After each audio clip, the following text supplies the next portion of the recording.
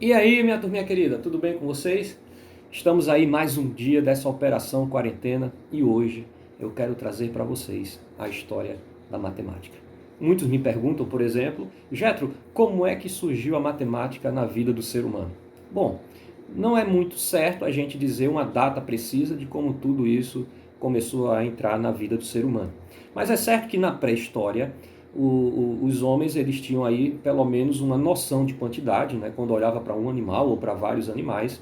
Também a questão do tamanho, né, quando eles olhavam ali para um pequeno arbusto ou para uma árvore maior. Então, tudo isso aí fazia parte do contexto do ser humano nessa época, né? Só lembrando também que nesse momento aí a gente está falando de grupos nômades, não é? E os nômades eles não têm um lugar fixo para para viver e eles iam de acordo ali com as suas necessidades. Então, a gente não tem como falar de uma matemática nesse período. Mas à medida que o tempo vai passando, o ser humano vai deixando de ser nômade e passando a viver num lugar mais fixo, e a gente já começa a perceber aí os primeiros registros, né, o primeiro contato do homem com a necessidade da matemática. Como assim, Jetro? Bom, nesse momento aí a gente percebe que eles começam a criar animais. E quando começam a criar animais, surge a necessidade então de saber a quantidade de animais que se tinha. Então, para cada animal, eles aí vão associar as famosas pedrinhas. Para cada animal, uma pedrinha, né? E aí iam separando essas pedrinhas, né? Inclusive, o termo cálculo, né, vem do latim cálculos, que significa pedrinhas, né? Então a gente vai vendo aí que outros, ao longo do tempo, né, outros sistemas de numeração vão surgindo, como por exemplo o sistema de numeração egípcio, né? Inclusive os egípcios eles são muito bons em matemática, né? Observar aí até as pirâmides do Egito, né, que deixam a humanidade ainda hoje impressionada. Nós temos também o sistema de numeração romano, e esse sistema a gente usa ainda hoje, né, em algumas situações. O sistema que a gente usa hoje, a gente chama de sistema de numeração decimal, né, indo-arábico, quer dizer, acredita-se que o sistema, a forma da gente escrever, surgiu no Vale do Rio Hindu e daí se espalhou para o resto do mundo, e hoje a gente usa esse sistema de numeração.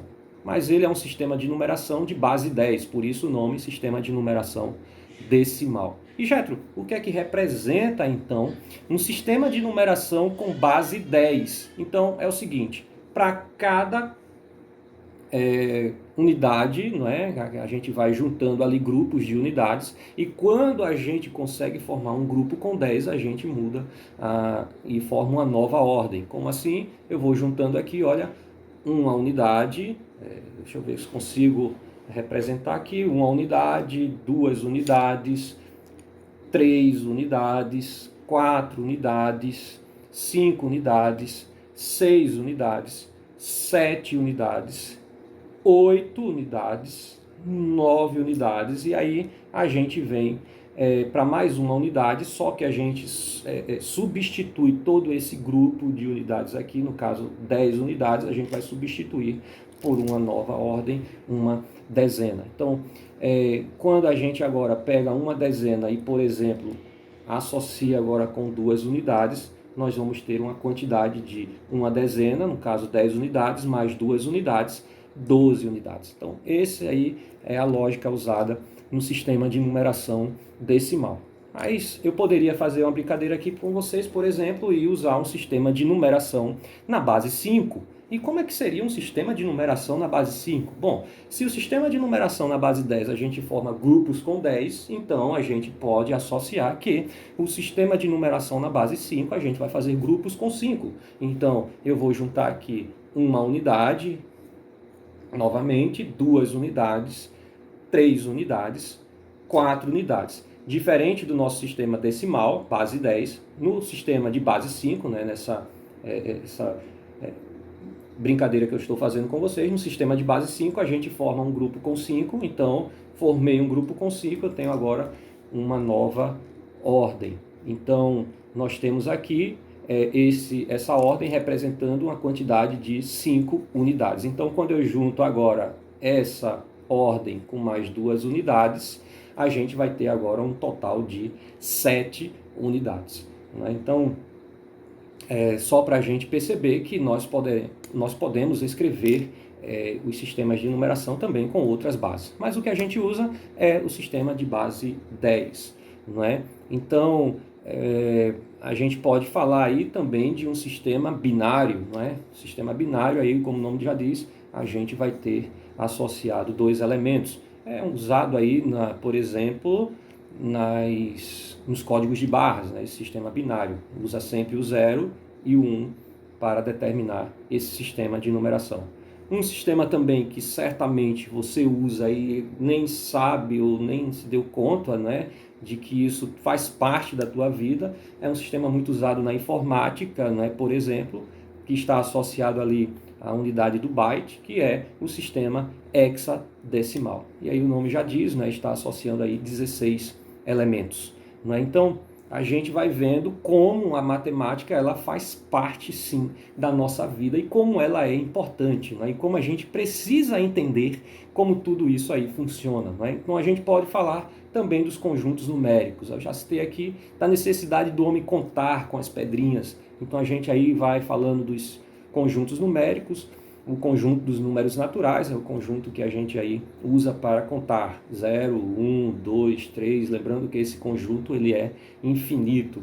Né? A gente vai ampliar a ideia de conjuntos numéricos e indo agora para conjuntos, a necessidade do homem de usar números negativos. Aí a gente entra agora no conjunto dos números inteiros, que além dos números naturais, usa agora os números também negativos.